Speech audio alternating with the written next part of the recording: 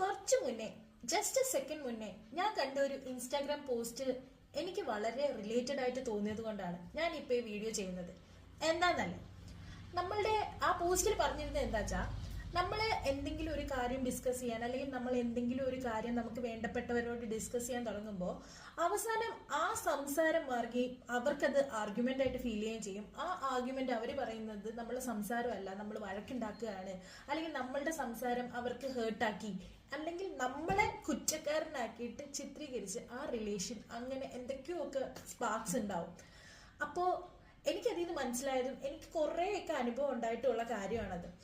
എന്താച്ചാ, നമ്മളുടെ സംസാരം തന്നെ അവസാനം നമ്മളവരോട് സംസാരിച്ചിരുന്ന കോൺവെർസേഷൻ ലാസ്റ്റ് ഒരു വഴക്കിൽ അവസാനിക്കുകയും ചെയ്യുന്നത് എന്തോ എനിക്ക് പല തവണ ഉണ്ടായിട്ടുണ്ട്.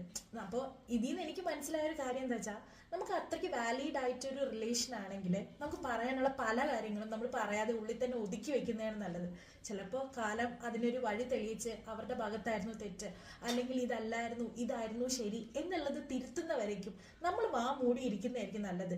റിലേഷൻസ് വേണം എന്നുള്ളതാണെങ്കിൽ, നമുക്ക് ആ റിലേഷൻസ് അത്രയ്ക്ക് വാലിഡ് ആണെങ്കിൽ, നമ്മുടെ കോൺവെർസേഷൻ അവർക്ക് മനസ്സിലാക്കാൻ സാധിക്കില്ല എന്ന് പലതവണ നമുക്ക് മനസ്സിലായതാണെങ്കിൽ പലപ്പോഴും സൈലൻസ് ആയിട്ട് കീപ്പ് ചെയ്യുന്നതായിരിക്കും വളരെ നല്ലത്.